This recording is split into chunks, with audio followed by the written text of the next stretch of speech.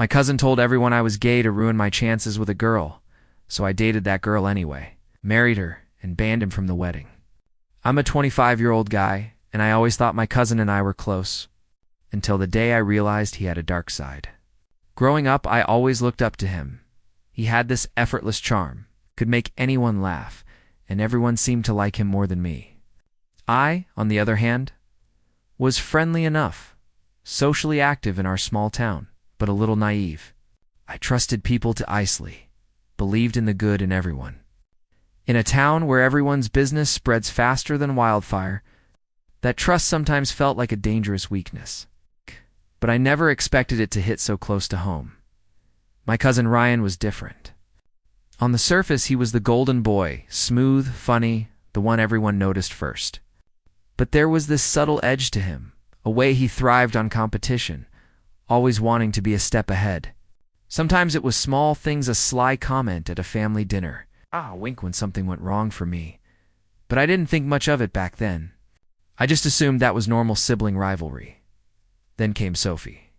I met her at this tiny coffee shop downtown. She was standing there laughing at something on her phone, and I swear, it felt like the world just paused for a second. I walked up, trying to act casual, and somehow we ended up talking for nearly an hour. We clicked, instantly shared interests, similar senses of humor. Even the way we both hated the town's tiny, judgmental vibe. I felt that rare, electric pull. The kind you read about but never think happens to you. What I didn't notice at first was Ryan watching from across the room. Leaning against the wall, that smirk tugging at his lips. There was something in his eyes I couldn't place jealousy, maybe, or something darker. I brushed it off, thinking he was just being protective or curious. I had no idea he was already plotting. I walked away from that coffee shop feeling lighter than I had in years, heart racing, excitement bubbling. Sophie had this spark that I couldn't ignore. Little did I know, Ryan was already setting the first pieces in motion. And everything I thought I knew about family and trust was about to get twisted. It didn't take long for the whispers to start. At first, I thought I was imagining things, friends acting a little distant. Sophie hesitating when we made plans, subtle changes in the way people looked at me, but then the signs became impossible to ignore. One afternoon, I overheard a group of guys from our high school hangout laughing and saying things like, "God, I heard he's, you know?" My stomach dropped. I froze, trying to catch the words, but it was enough. That one tiny rumor had already started its poison. I couldn't believe it. Who would say something like that, and why? It hit me slowly, piece by piece, till one thing became clear on. I'd seen that smirk on his face a dozen times before, always after something awkward or embarrassing happened to me. But this felt deliberate, calculated. I couldn't understand why he'd do it. We were family. We were supposed to have each other's backs. And yet here he was, quietly destroying the way people saw me, spreading lies that could ruin something I hadn't even fully started yet. The worst part was watching Sophie's reactions. She was cautious now, her eyes flicking with uncertainty whenever I tried to get close, her laughter a little more reserved. "Are you sure about us?" she asked one evening, her voice small, almost scared. My heart sank, but I tried to steady myself. "Of course, Sophie. I'm not going anywhere," I said, gripping her hand a little too tightly, desperate to anchor both of us against this storm. Meanwhile, Ryan seemed to thrive on it. Every time we saw him at family dinners or local events, he would casually drop a joke or a sly comment that made me blush or stumble over my words. Everyone else laughed politely, but I could feel the tension knotting tighter inside me. I wanted to explode, to call him out, but I couldn't. If I reacted the way I wanted, it would only give him more power that night, lying awake. I realized something. If I wanted to protect what I had with Sophie, I couldn't just hope this rumor would die down. I needed a plan. And deep down, I knew the first step would be confronting Ryan. Somehow I started noticing the way people's eyes lingered on me differently after. Ryan's little jokes and whispers spread. Friends I'd grown up with would smirk awkwardly or give me those half-hearted greetings. It felt like the ground beneath me was shifting, and I couldn't quite stand straight. Every time Sophie and I were together, I could sense her hesitation. She was trying to be polite, trying not to let the gossip affect her judgment, but it was there, the tiny shadow of doubt. And every time I saw her hesitate, it cut me like a knife. One evening after class, I tried to talk to her. "Sophie, please. I know you've heard things, but none of it's true. Me, and you know me." Her eyes filled with that uncertain light, and she shook her head slightly. "I want to believe you. I really do. But people are saying stuff, and I don't know what to think." My heart sank into my stomach. I wanted to scream, to tell her it was ridiculous, that I would never do anything to betray her trust. But my voice caught. Meanwhile, Ryan seemed to be everywhere I turned, always hovering in the background like a shadow I couldn't shake. At a small gathering in town, I watched him lean casually against the wall, laughing a little too loudly at a story he wasn't part of. The way he looked at MIT wasn't just smugness anymore. It was satisfaction, like he was enjoying every second of my slow unraveling. I couldn't figure out how I'd ever misjudged him as just competitive. This was deliberate, personal that night. I lay on my bed staring at the ceiling, my phone buzzing with messages I didn't even want to open. I realized I was no longer just dealing with harmless gossip. This was a battle over trust, over Sophie, over my life in this small town where reputation meant everything. I had to fight back, but I didn't yet know how. And the worst part, I was scared that by the time I figured it out, it might already be too late. I finally decided. I had to confront Ryan. I couldn't sit back and let him ruin everything, not my reputation. Not my relationship with Sophie, not the little sense of dignity I had left. I caught up with him one afternoon at the park, trying to keep my voice steady, trying to mask the storm of anger and hurt boiling inside me. "Ryan, why are you doing this?" I asked, my hands trembling slightly. He leaned casually against a tree, that same smirk plastered on his face. "Doing what?" "Come on, man, it's just a joke." "Don't be so dramatic." "A joke." That's what he called it. A joke. I felt my chest tighten so hard it hurt to breathe. A joke? People are questioning me, questioning everything about me. Sophie doesn't trust me the way she used to, and it's because of you. I shouted, the words sharper than I intended. For a moment, his eyes flickered just a fraction, like maybe he knew he'd gone too far. But then he laughed, that irritating, self-satisfied laugh I used to tolerate as harmless. "Relax, man. Everyone likes me better anyway. You always try too hard." I wanted to punch him, to shake him until he admitted how much he enjoyed watching me squirm. But I knew if I did, it would give him exactly what he wanted. Power, control. So instead, I walked away, swallowing the lump in my throat, my fists clenched in my pockets. The park felt colder than it had a minute ago, the wind biting at my cheeks, mocking me. Every couple walking by, laughing, holding hands, felt like a reminder of what I was losing, or what I might never have. That night, I lay awake, replaying every encounter with Ryan.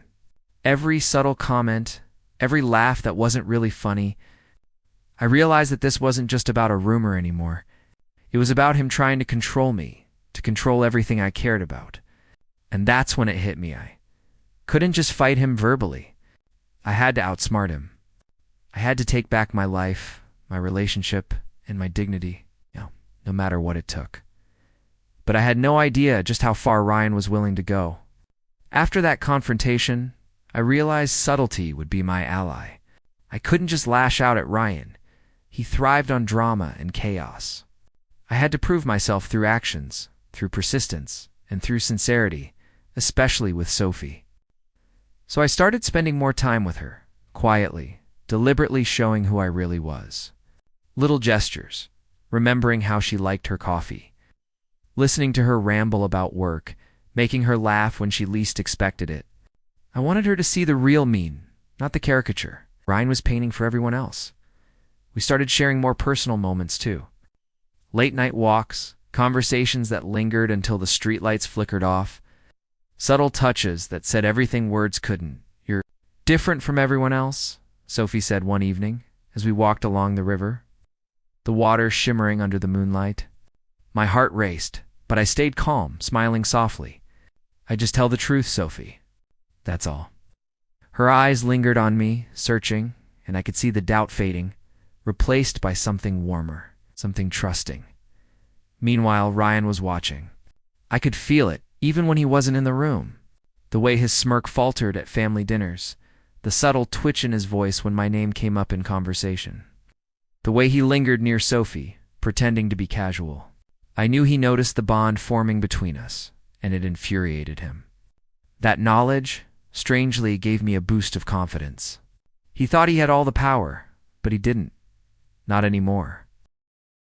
Even with this progress, I couldn't shake the underlying tension. Every time Sophie laughed at one of my jokes or reached for my hand, I remembered the rumors, the whispers, the way Ryan had tried to poison everything. I clenched my jaw, determined not to let him win. This was my life, my love, my story, and I would fight to protect it. Little did I know, Ryan wasn't finished yet. He was just getting started, and the next move he made would change everything. I thought I had a handle on things, that spending time with Sophie and showing her my true self would be enough. I was wrong. Ryan hit me where it hurt the most, directly to Sophie's family. Out of nowhere, her older brother pulled me aside one afternoon, frowning, eyes darting with suspicion. "Hey, we need to talk about something," he said, voice low. My stomach dropped.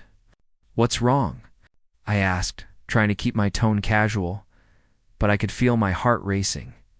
He hesitated, then asked carefully, "Are you really interested in Sophie?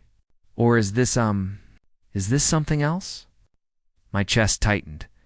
I knew exactly what he meant, Ryan. That bastard had somehow spun the rumor directly to her family. I tried to explain calmly, "No, absolutely not. I like Sophie. I care about her honestly, that's it." But I could see the skepticism in his eyes, and I realized just how much damage Ryan had done. Sophie came over shortly after, her face anxious. "I don't know what to think anymore," she admitted, voice small, almost breaking. I took her hands, feeling the warmth of her skin, trying to anchor her and myself at the same time. "Sophie, listen to me. None of those lies are true. I would never." My voice caught in my throat. "I swear you know me better than anyone else. Don't let him decide what we are." For the first time, I saw the uncertainty fully reflected in her eyes, and it hit me like a punch. This was Ryan's doing. He had managed to create doubt where there had been none. I felt the anger boiling in my chest, but also something else, clarity. This wasn't just about whispers or rumors anymore. This was war. And if I wanted Sophie, if I wanted to protect what we had, I had to fight smarter, harder, and faster than ever before. That night, lying awake, I made a decision. I wouldn't just defend myself. I would reclaim everything Ryan thought he could control. But I didn't yet know the lengths he'd go to, or how far I'd have to push to make it right. After that night, I knew subtlety wouldn't be enough anymore. Ryan had proven he wasn't just playing games. He was willing to manipulate families, twist truths, and turn people against me. I couldn't afford to react impulsively. That would only feed him, so I started planning quietly, carefully. Every conversation with Sophie, every interaction with friends and family became deliberate. I wanted to rebuild trust, show authenticity, and prove that I was the person Ryan was trying to smear me into being not. We started sneaking in little victories. Sophie and I spent long evenings walking through town, laughing at memories from childhood, sharing dreams, and just being together without anyone else around. I made sure she knew she could trust me, that the lies and whispers didn't define us. "I've never met anyone like you," she said one night, her voice soft, almost a whisper in the wind. My heart swelled, and I held her hand tighter. "Then let's make sure no one else ever can," I replied. Though inside I knew that Ryan would try anyway. Meanwhile, Ryan was still lurking in the shadows. I could feel it the way he hovered at family gatherings, the way he tried to insert himself into conversations, the sly comments aimed at undermining me. Every time he laughed a little too loudly, every time he threw a glance in my direction, I could feel the tension coil tighter in my chest. He thought he was winning, but he didn't realize how much I had changed since our first confrontation. I started to enjoy the quiet power of watching him scramble, of knowing he was losing control without realizing it. It wasn't about revenge, yet it was about strategy, patience, and preparing for the moment when I could finally set the record straight. But even as I felt that confidence grow, a nagging unease lingered in the back of my mind. Ryan wasn't done. I could sense it, and I knew the next move he made could either break me completely or give me the perfect opening to strike back. That thought kept me awake at night, heart pounding, knowing that the real battle was only just beginning. The day I decided to propose to Sophie, I felt a mixture of nerves and determination that I'd never experienced before. This wasn't just about us anymore. It was about reclaiming our story from Ryan, about showing him that he couldn't dictate my life, my love, or my happiness. I planned it carefully. A quiet moment by the river where the water caught the afternoon sun just right, making it sparkle like it was ours alone. When I got down on one knee, Sophie gasped, her hands flying to her mouth. "Will you?" I asked, heart hammering. She nodded, tears glistening in her eyes. "Yes," she whispered, barely able to get the words out. For a brief moment, the world felt perfect. We laughed, hugged, and held each other tightly, letting ourselves breathe freely for the first time in weeks. But then I saw him, Ryan, lurking at the edge of the park, pretending he wasn't watching. The smirk was there, the one that had haunted me for months, and I felt a surge of anger mixed with satisfaction. He thought he could ruin this, thought he could manipulate and control me from the sidelines. He had no idea how far we'd come. Over the next few weeks, wedding planning became our shared mission. Every detail, from the guest list to the flowers, was carefully orchestrated to strengthen our bond and secretly, to sideline Ryan. Each time he tried to insert himself into plans or drop a casual comment meant to unsettle me, I could feel his frustration building, and honestly, it felt good. He was losing his grip, and I was finally taking control. But even as I reveled in the small victories, I couldn't shake the tension that lingered beneath it all. Ryan's jealousy was palpable, and I knew it wasn't just stubborn pride keeping him from backing down. There was one more move he had up his sleeve, one last attempt to sabotage everything Sophie and I had built. And I had no idea what form it would take or how close it might bring me to losing it all. The wedding day was coming. The final confrontation I'd been dreading and secretly preparing for. I thought I was prepared for anything Ryan could throw at me, but I wasn't ready for what happened next. A few days before the wedding, I got a message on my phone. It was a photo one of Sophie and me, private, completely personal, sent to all her family members and some of our closest friends. My stomach dropped so hard, I felt like I might pass out. My hands were shaking as I scrolled through the messages of confusion, judgment, and awkward questions. Ryan had crossed a line. He hadn't just spread rumors anymore. He had tried to publicly humiliate me and Sophie, to turn the people we cared about against us. I felt numb. Every ounce of confidence I'd been building over the past months seemed to crumble in seconds. I stared at my reflection in the mirror and barely recognized the man staring back. Anger was there, yes, but so was despair, crushing, suffocating weight that made it hard to breathe. I wanted to scream, to cry, to throw my phone across the room, but none of that would undo what had already happened. Sophie found me hours later, pacing our living room like a caged animal. She pulled me into her arms, whispering, "It's not true. I know it's not true." Her words were a lifeline. But even with her reassurance, I felt completely exposed, vulnerable. Like the foundation of everything we'd worked for was shaking beneath us. I couldn't help thinking that maybe Ryan had one. Maybe he had finally broken me. And yet in that moment of despair, something inside me shifted. I realized that this was the final test, not just of our relationship, but of who I was. I could sink under the weight of Ryan's manipulation. Or I could rise, reclaim what was mine, and show him that no lies, no rumors, no underhanded tactics could control my life. I clenched my fists, feeling the fire of determination ignite in my chest. This wasn't over, not by a long shot. After that night, I knew there was no turning back. Ryan had thrown everything he had at us, and if we didn't act now, all our hard work and trust could crumble. I started meticulously planning the wedding, every detail, every guest, And yes, every way to ensure Ryan had no room to interfere. The guest list was carefully curated, the seating arranged. Even small favors and personal touches were designed to reinforce our bond and sideline anyone who didn't have our best interests at heart. Sophie and I worked together like a team for the first time in months. Planning became our mission, our private bubble of normalcy amidst the chaos Ryan had tried to create. "You really think he'll show up?" she asked one evening, brushing her hair back nervously as we looked over the seating chart. I shrugged, trying to appear calm, though my chest still tightened at the thought of him. "Maybe, but it doesn't matter. He won't ruin this.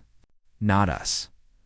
Her hand found mine, and I squeezed it, silently promising her that no one would. Ryan, of course, noticed. I could see it in the way he hovered at every family gathering, leaning casually against walls, forcing conversation, trying to assert himself. Every sly comment, every subtle attempt to derail our plans, was met with polite deflection, calm smiles, and total indifference on our part. And I could feel it, the frustration building inside him. His confidence, once unshakable, was starting to crack, and it was intoxicating to witness. Even as I savored the quiet victories, I couldn't ignore the tension simmering just beneath the surface. Ryan was unpredictable, and I had no idea what his next move might be. But one thing was clear: he wasn't going to win. Not this time. Sophie and I were solid, and we were ready to face whatever chaos he tried to throw at us. The wedding was almost here, and with it came the final showdown, one that would either cement our victory or test us like never before. The day of the wedding arrived, and I could feel the tension buzzing in the air like static electricity. Sophie looked radiant, her smile lighting up the room, but I could sense her nerves. I squeezed her hand under the aisle, whispering, "We made it this far. Nothing else matters." She nodded, her eyes shimmering with tears, and I felt a surge of pride and relief. Months of rumors, manipulation, and betrayal had led to this one moment. And I wasn't going to let Ryan steal it, not now, not ever. Of course, he showed up. I saw him slipping into the back of the ceremony, trying to act casual, but the tension radiating off him was unmistakable. He caught my gaze for a brief second, and I swear I saw a flicker of doubt cross his face.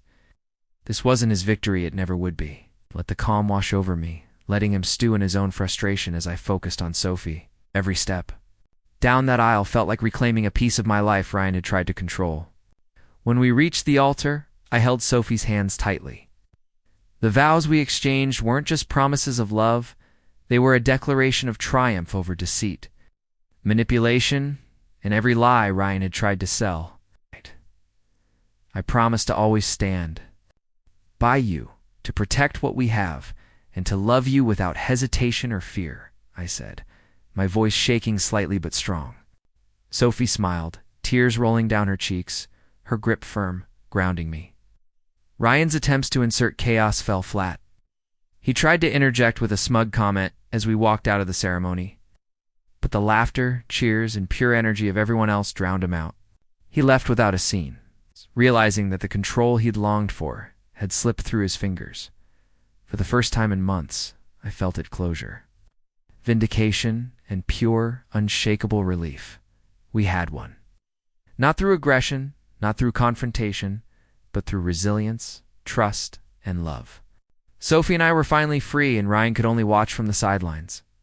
Powerless and irrelevant. Part 11 ends here on a satisfying climactic payoff. The narrator reclaims agency. Ryan is defeated, and the wedding marks the emotional victory. Sitting in the quiet of our first night as a married couple, I finally let myself breathe. The chaos, the rumors, the constant tension, it all felt like a distant storm now, one we had survived. Sophie leaned her head against my shoulder, soft and warm, and I realized just how much we had endured together. Every whisper, every sly comment from Ryan, every moment of doubt had only made this victory sweeter. We had fought through lies and manipulation, and we had come out on the other side stronger, united, unstoppable. I thought back to the months of anxiety, the sleepless nights staring at my phone, wondering what Ryan would do next.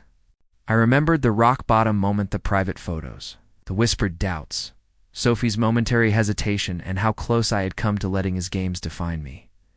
But we didn't let him. We took control of our story, and in doing so, I learned something profound about resilience, love, and standing up for yourself without losing your integrity. Even now, I can't help but think about Ryan. He's permanently excluded from the parts of our lives that matter: the wedding, our celebrations, our milestones. He thought he could manipulate and destroy, but all he got was the truth reflected back at him.